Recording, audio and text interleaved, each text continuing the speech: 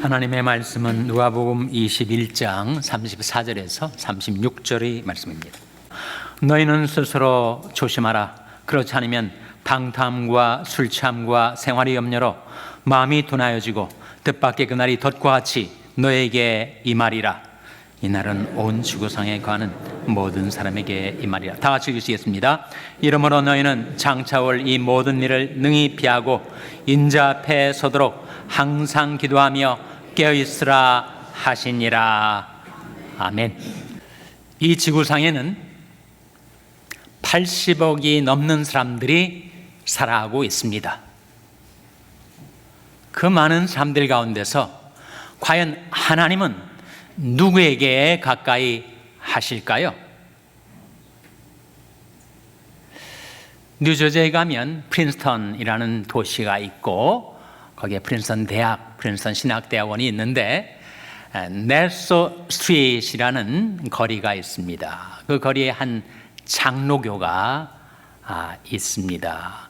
넬소 프레스비테리언 처치라는 아주 오래된 장로교, 1766년에 세워진 교회입니다. 그러니까 미국 건국 10년 전에부터 있었던 교회니까 정말 오래된 교회죠. 하얀 벽돌로 지어진 그 건물의 예배당에 들어가면 그 전면에 이런 글귀가 새겨져 있습니다. 하나님은 자기에게 기도하는 자에게 가까이 하신다. 그런 글귀예요. 사실은 시편 145편에 나온 말씀입니다.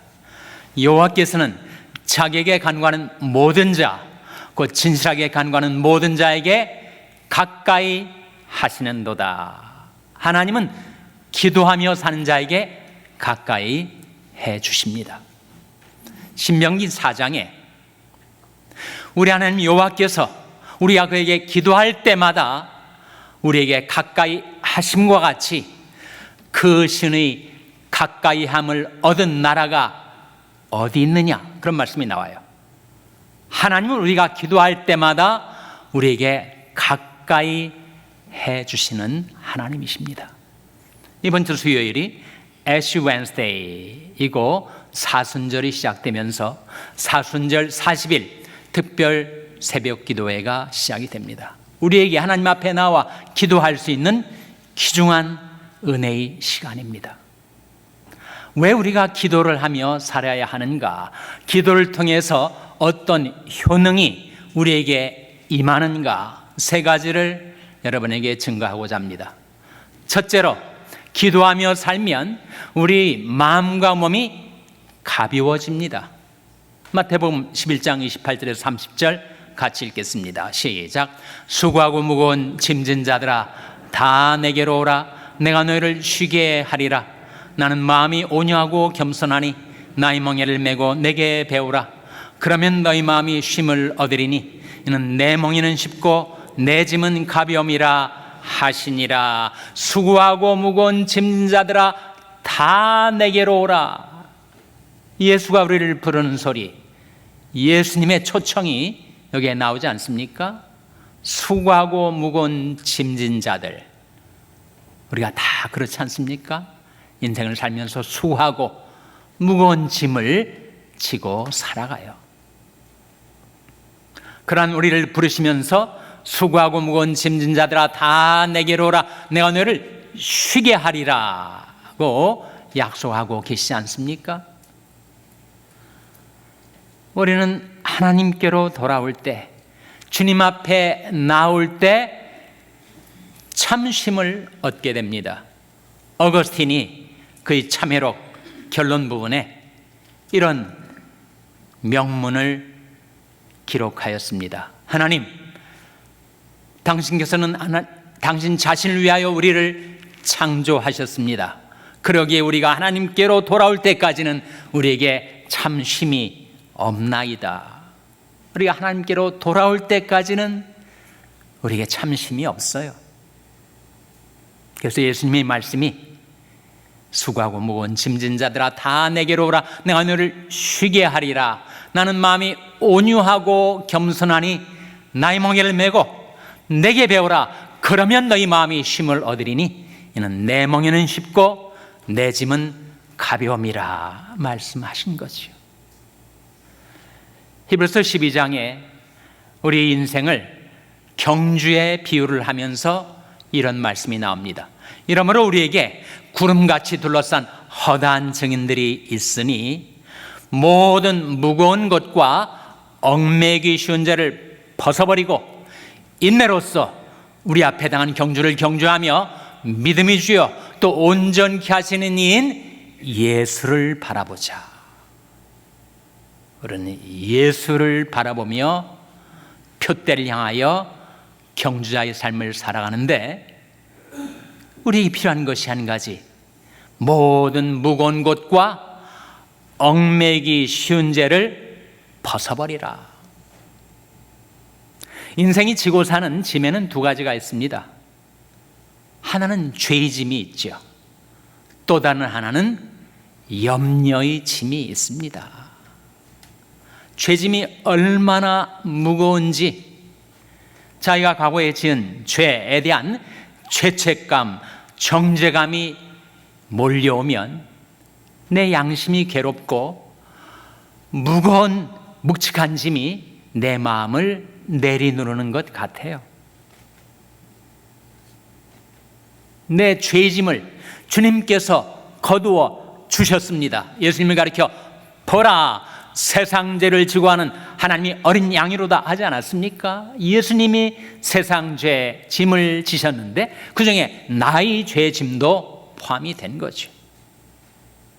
만일 우리가 우리 죄를 자백하면 저는 미쁘시고 의로사 우리 죄를 사시며 모든 불의의 소리를 깨끗게 하실 것이요. 우리가 죄를 자백하기만 하면 내가 지은 그 죄를 주님은 용서해 주실 뿐만 아니라 모든 불의의 소리를 깨끗게 해주신다고 약속하셨죠.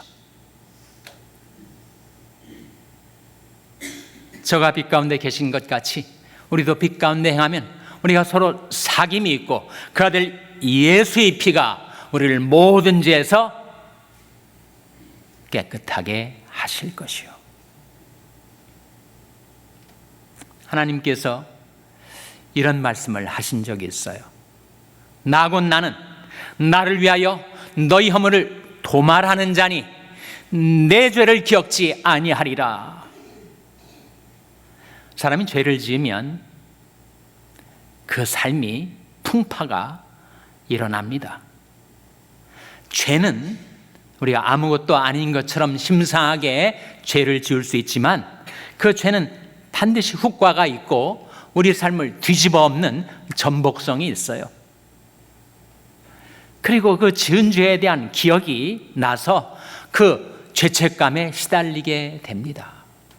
그런데 그 죄는 나만 괴롭게 하는 것이 아니라 하나님도 괴롭게 하는 것이다 라고 말씀하고 있지 않습니까?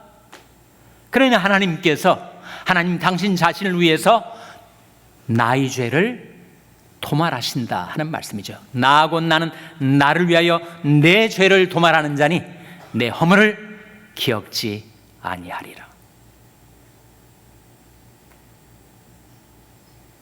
사람이 죄를 짓고도 그 죄를 자백하지 않을 수가 있어요. 완강하게 자백하기를 거부하고 버틸 수가 있습니다. 그럼 어떤 일이 일어나는가? 내 마음이 괴로워서 살 수가 없어요.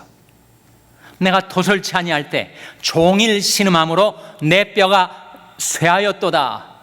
주의 손이 나를 누르시오니 내 진액이 화하여 여름가물에 마름같이 되었나이다.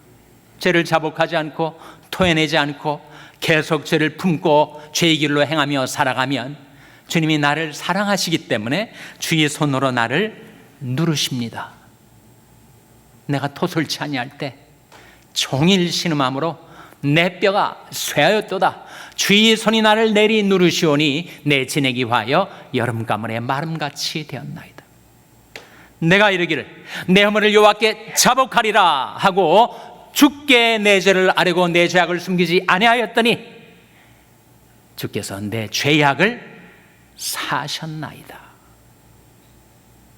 그렇게 주님은 우리가 기도할 때, 자백할 때 우리 죄를 용서해 주실 뿐만 아니라 내 무거운 죄의 짐을 거두어 주시고 도말해 주십니다. 나하고 나는 나를 위하여 내 허물을 도말하는 자니 내 죄를 기억지 아니하리라고 말씀하시고 계십니다.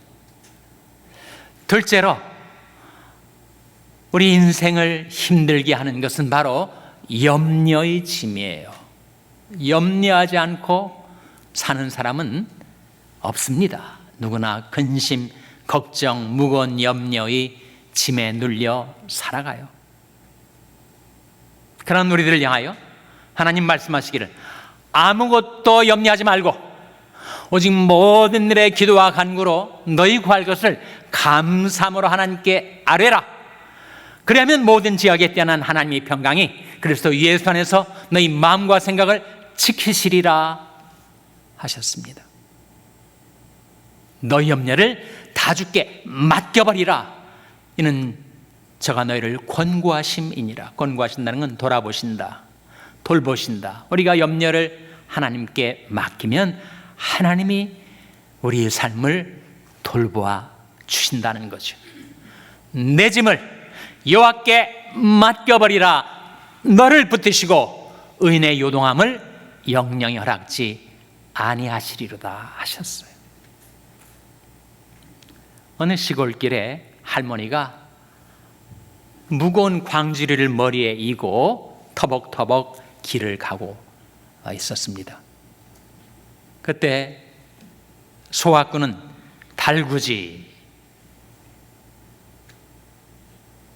달구지가 지나가면서 너무 할머니가 힘들어 그 길을 가는 것이 딱해서 할머니 뒤에 타세요. 그래서 할머니를 태워드렸어요. 근데 한참 길을 가고 있는데 뒤에서 끙끙거리는 소리가 들리는 거예요.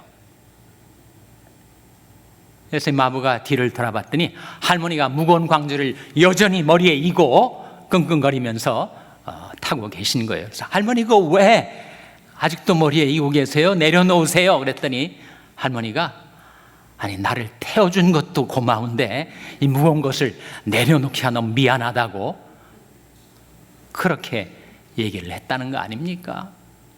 하나님이 나를 구원해 주신 것도 고마운데 내가 이 염려의 무거운 짐까지 어떻게 맡길 수가 있겠는가? 그렇게 생각하는 것처럼 염려를 맡기질 않아요. 내 짐을 여호와께 맡겨버리라. 너를 붙드시고 의인의 요동함을 영영히 허락지 아니하시리로다. 그래서 우리가 기도하면 기도의 첫 번째 효능, 우리 마음이 가벼워지고 그 염려를 무거운 짐을 다 하나님께 맡겼으니까 마음이 가벼워지니까 몸도 가뿐해집니다. 왜 기도해야 되는가? 기도의 효능 첫 번째로 우리 마음과 몸이 가벼워집니다. 둘째로 기도의 효능은 우리가 갈 길을 잃지 않게 됩니다. 예레미야 29장 12절 13절에 같이 읽겠습니다. 시작. 너희는 내게 부르짖으며 와서 내게 기도하면 내가 너희를 들을 것이요 너희가 전심으로 나를 찾고 찾으면 나를 만나리라. 너희는 내게 부르짖으며 와서 내게 기도하면 내가 너희를 들을 것이요 너희가 전심으로 나를 찾고 찾으면 나를 만나리라. 우리 하나님을 만나 뵙게 되면 하나님께서 나의 선한 목자가 되셔서 내 인생길을 인도해 주시면 우리가 길을 잃지 않을 수가 있죠.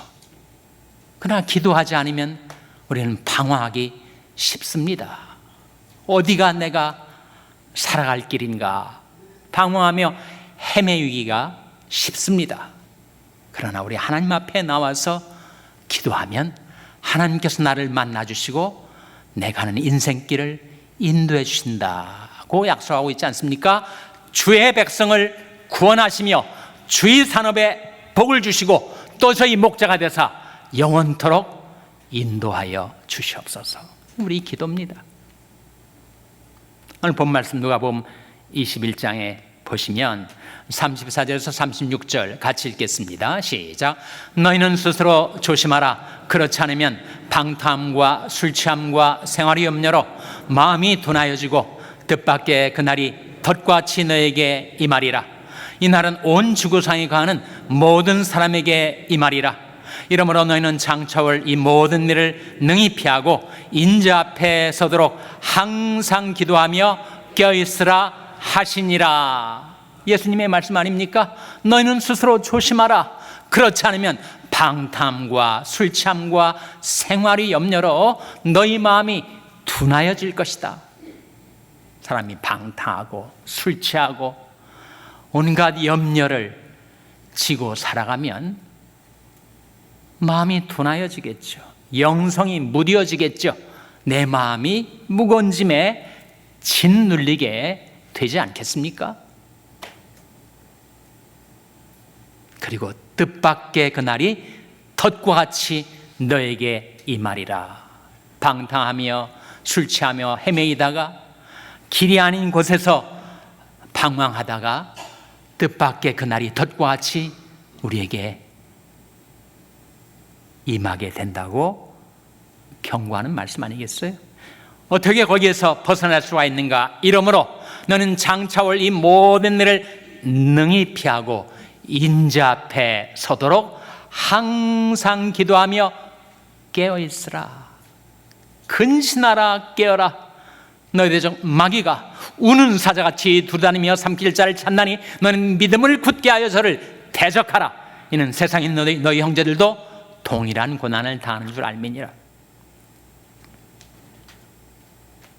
그래서 기도의 효능은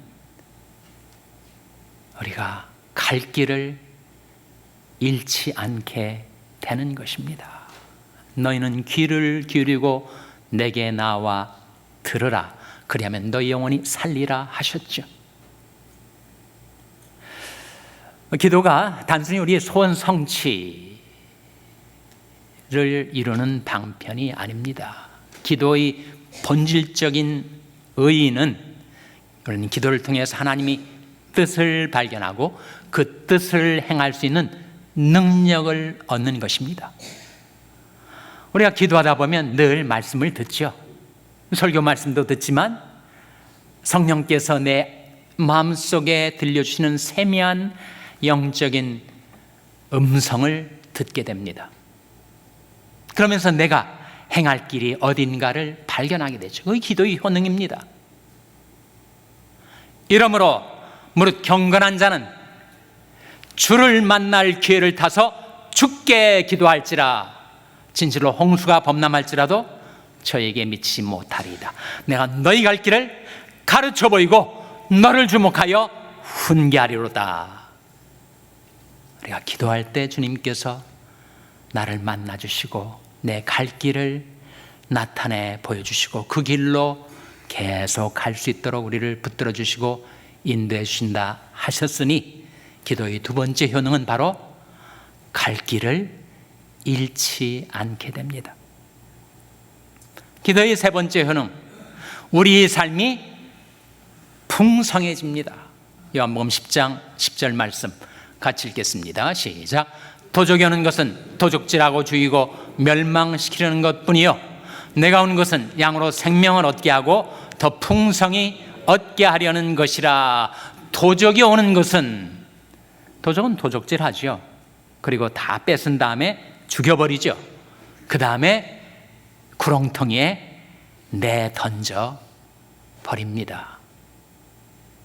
이 도적은 바로 간악한 사탄 마귀를 가리키는 것인데, 마귀는 우리에게 오면 우리의 모든 귀중한 것들을 다 도적질해 가고 우리를 죽여버리고 우리가 멸망의 구렁텅이에 내동댕이 칩니다.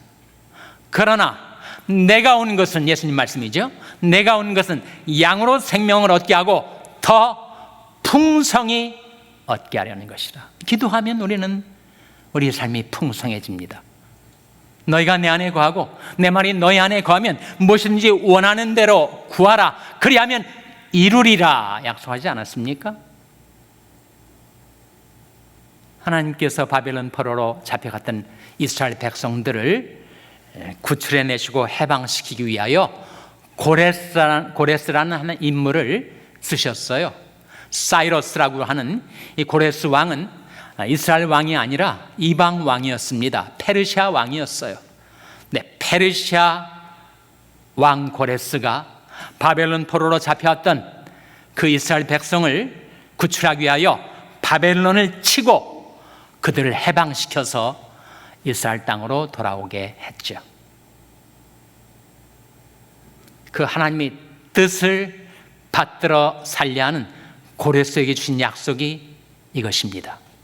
네게 흑암 중의 보아와 은밀한 곳에 숨은 재물을 주어서 너로 너를 지명하여 부른 자가 나 여호와임을 알게 하려 함이라 하는 말씀이 나오지 않습니까? 이사야서에. 하나님의 뜻을 실행하려 하는 고레스에게 흑암 중의 보아와 은밀한 곳에 숨은 재물을 주셨던 하나님, 자기 아들 아끼지 아니하시고 우리 모든 사람을 위하여 내어주시니가 어찌 그 아들과 함께 모든 것을 우리에게 은사로 주지 아니하시겠느냐. 나의 하나님이 그래서 예수 안에서 영광 가운데 그 풍성한 대로 너희 모든 쓸 것을 채우시리라 하지 않았습니까? 너희는 먼저 그의 나라와 그의 의를 구하라. 그러면 이 모든 것을 너에게 더하시리라. 그의 나라는 하나님의 나라, 그의 의는 하나님의 의입니다.